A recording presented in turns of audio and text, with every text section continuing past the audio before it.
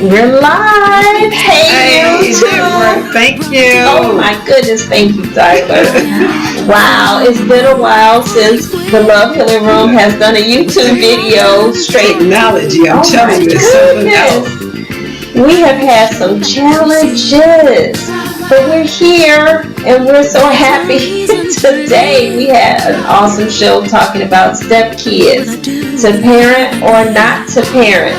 That is the question. Woo.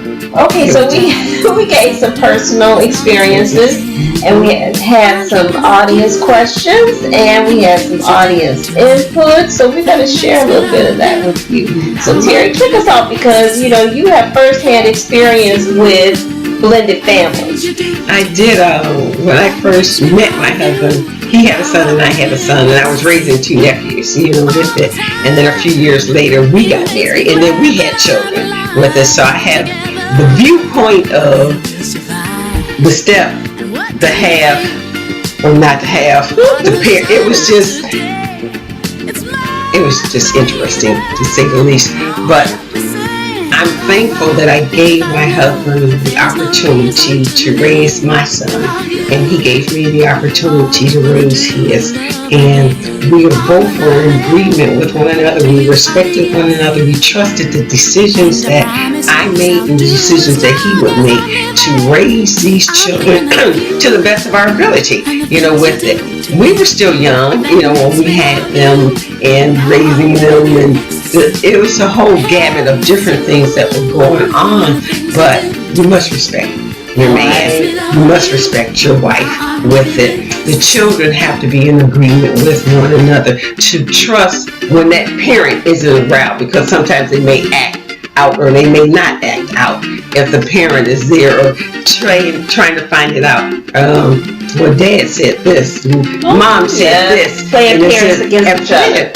But we cut that out in the beginning, and our children were still young, when we so we were able still to mold them and shape them so that they would have a good family and experience. And I have to say, it was wonderful. It really did. I did not have it. And I'm gonna tell you right now, I never had to work my stepson. Wow. I never had to check him. Wow. At all. Or his dad did not play. With my wife, no.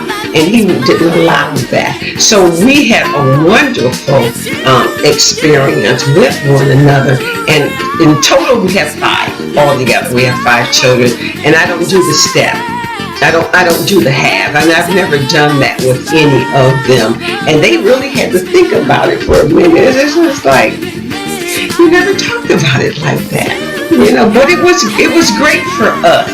And I know sometimes that could be like, it sounds like it's some storybook, It sounds like that's how it's supposed to be. That's how it's supposed to be for the health of the relationship and the health of the children.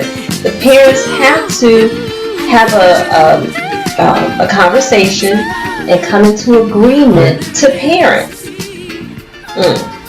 So it's to parent or not to parent your stepchildren with it. So it's like men and women, husband and wife, boys, the conversation really needed to take place prior to that. Absolutely. That was my thing, with it. Have that ahead of time, so when you come across those times when it might get a little difficult in raising teenagers, at least you both will know what we're going to do. Absolutely. And it won't be a shock, to you. I know every situation is going to be different at different stages of life, that they may go through, but it's like being prepared. Mm-hmm. Just be prepared for what may, with it. And I know we had this conversation with a gentleman earlier in how to discipline when that child may act out in their teenage years, with it.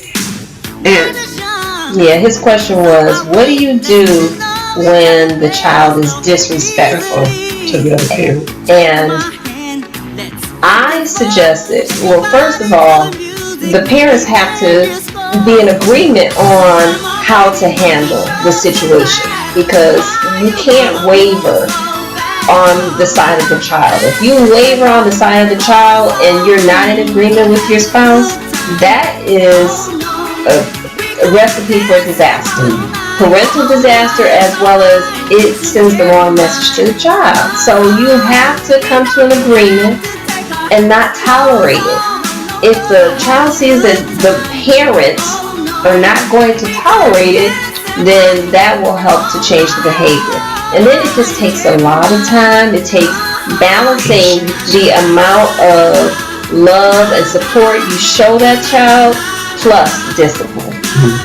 So if you show them love and support, over time, that disrespect is gonna lessen, it's gonna go away, and if not, then that child will decide to leave the house like your sister did. She's like, I'm leaving. And some teens will do that. They want to become adults very early. We find out it's not as easy. Being a parent is not as easy as you think that it is. It really isn't. And it takes maturity. It takes patience. Patience is a big thing, with that. And that was something that I had to learn, even with my sister, raising her the best that I knew how, at that time, to know what to do. And then sometimes you just like, what to do? And none of us really do. There's no book. There's no manual. You can, I know there's a lot of books that are out there, but personally, I did not have a manual. I did not know what I would end up doing. I'm just thankful that I was guided, and it helped out, with our children as they, when they were young and as they grew older. And I'm thankful for the respect that I had with my stepson. I really do. And he's not my stepson. He's my son. He always has been. I've been in his life for close to 40 years. Wow. A lifetime. And that was one of the perspectives that was shared. A Facebook follower said that she and her husband met in high school, and her husband had a child already in high school, and then they started dating. I think their senior year, and they had their first child at the age of 19.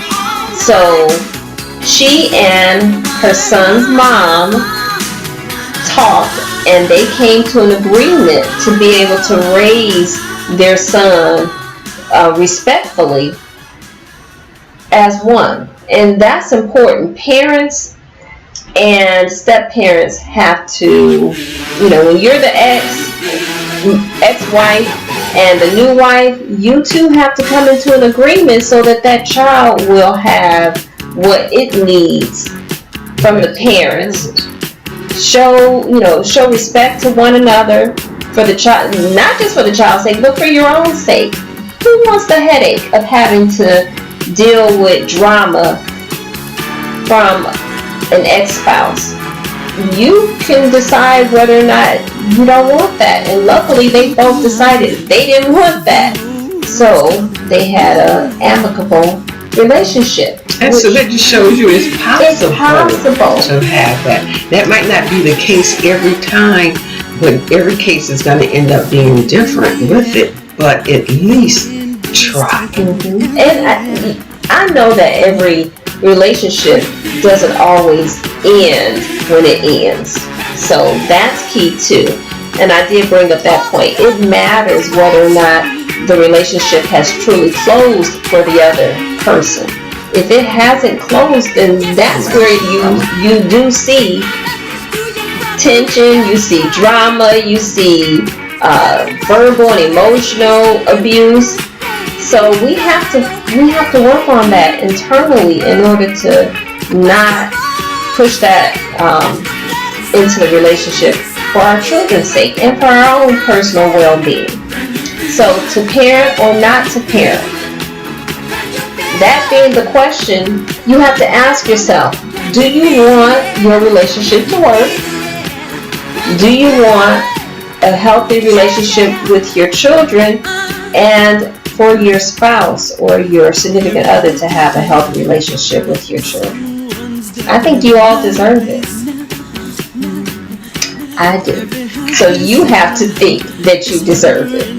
And you deserve to be happy in the relationship. The children deserve to be happy with the stepmom or stepdad, with them. But if you don't come together and become some type of agreement with one another, there's always going to be some type of conflict. And it's not going to be good for it's how you decide to handle that conflict, because we know that teenagers can be a handful. Yes. So if the parents are not on a respectful foundation, that's a recipe for disaster of the relationship.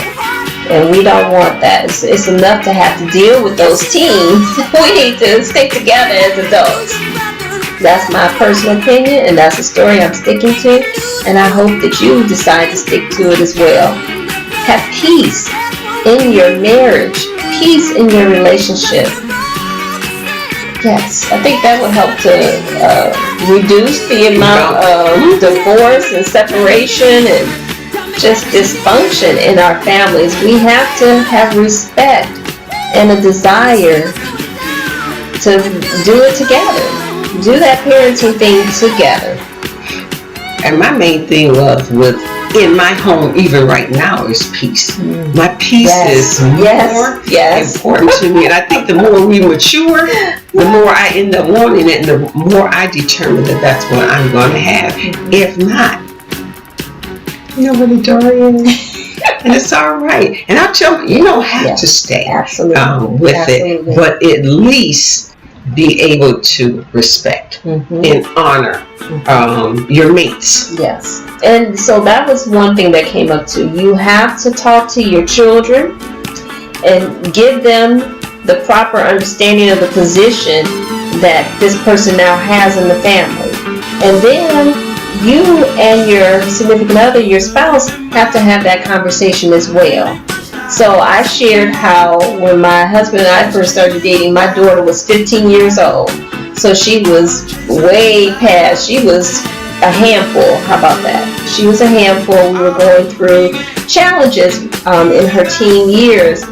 And it was a transition for her because she recognized that our relationship was pretty serious. And he's not going nowhere. He's not going nowhere. And she told him, "You're taking away my mommy." At 15. So you can only imagine if she had been younger, I would have to have a conversation with her in order to prepare her for something that was completely different, because it had always just been her and I in the house. So I had a conversation with her, but I also had a conversation with my husband, because by the time that he got to meet her, I realized that he and I had the same type of temperament. We had the same morals and values. We had the same style of how we wanted to live and parent. He didn't have any children, but he had been in enough relationships with women with children that he had an idea, a very, very good idea. So there were times where I had to remind him that I respected his opinion and I respected his position as the father in the house. And so he doesn't refer to her as his stepdaughter. He says my daughter. So I am grateful that when challenges come up, usually I'm the one who's like, all upset and wanting to discipline real harsh. And he is the more voice of reason, and it's gotten to the point where my daughter is able to really seek his advice comfortably. That's a great thing. And she refers to us as her parentals. Her parentals. So it's a plural. It's not just that I'm her mom and he's Rod. It's her parents. So it's because we decided together, all three of us really, separate and then together, that we were going to operate as a family. So it's beautiful. Rod's beautiful. Yes, he is. So you can do that. Parenting together for your sake your relationship's sake and for your children's sake. So we're so grateful to be back. We're going to go ahead and cut this video short. Hope that you enjoyed it. Make sure that you like, share, and subscribe. Thumbs up. And if you don't already follow us on our social media platforms, find Love Healing Room on Facebook, Instagram. If you follow podcasts, find our podcast for the 1 hour show on Spotify. We use Anchor FM. You can search iTunes, any podcast platform. Look for the Love Healing Room. And if you need merchandise, you want some positive, love-enforced and infused merchandise, go to Etsy and check out Love Healing Room. So, we're going to say goodnight until next time, next Sunday, same time, same intention at 6 p.m. Eastern Standard Time. You can dial 248-289-5882 and join in to the conversation. So now we're going to leave you with Namaste. Namaste. Thank you.